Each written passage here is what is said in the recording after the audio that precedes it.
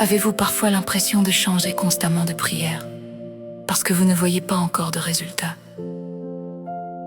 Aujourd'hui, vous demandez à Dieu de restaurer votre cœur. Demain, vous priez complètement autre chose.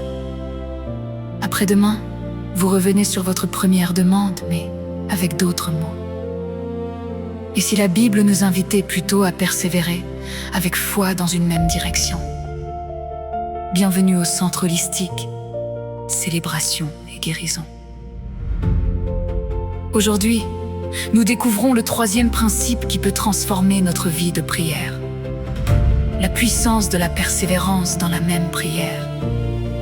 Imaginez un bûcheron devant un grand arbre. Pour le faire tomber, il ne frappe pas un coup ici, puis un autre de l'autre côté, puis encore un ailleurs. Non, il frappe au même endroit. Encore et encore. Chaque coup approfondit la même entaille. Et un jour, l'arbre tombe. Ce n'est pas le dernier coup qui fait toute la différence. C'est l'ensemble des coups qui ont été donnés avec persévérance au même endroit. La prière ressemble parfois à cette image. Lorsque Dieu met un sujet sur votre cœur, il est souvent bon de persévérer dans cette même direction. Par exemple, Seigneur, restaure mon âme. Puis le lendemain, Seigneur, restaure mon âme. quelques jours plus tard, Seigneur, restaure mon âme. continue ton œuvre en moi. Ce n'est pas parce que Dieu a oublié, c'est parce que votre foi demeure attachée à ce que vous lui avez confié. Attention cependant, cette persévérance est différente des vaines répétitions dont parle Jésus. Dans Matthieu 6, Jésus condamne les paroles répétées machinalement, comme si leur quantité pouvait obliger Dieu à agir. Mais la Bible nous montre aussi une autre réalité.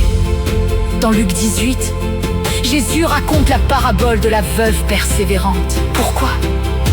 Pour montrer qu'il faut toujours prier et ne pas se décourager. La différence est immense. Les vaines répétitions viennent d'une bouche qui parle sans foi. La persévérance vient d'un cœur qui continue de faire confiance à Dieu.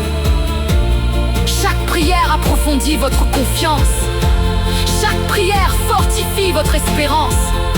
Chaque prière vous rapproche davantage de l'œuvre que Dieu accomplit déjà. Alors, ne vous découragez pas.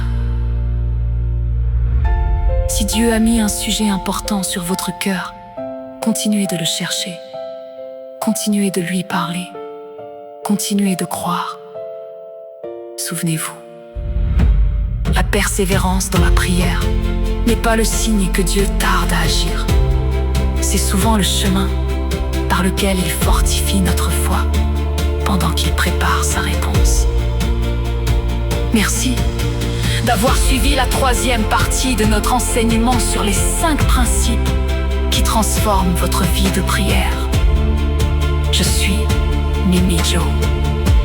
Si vous êtes à Ottawa et que vous désirez grandir dans votre foi, être accompagné vers la guérison et avancer vers une vie transformée, nous serons heureux de vous accueillir.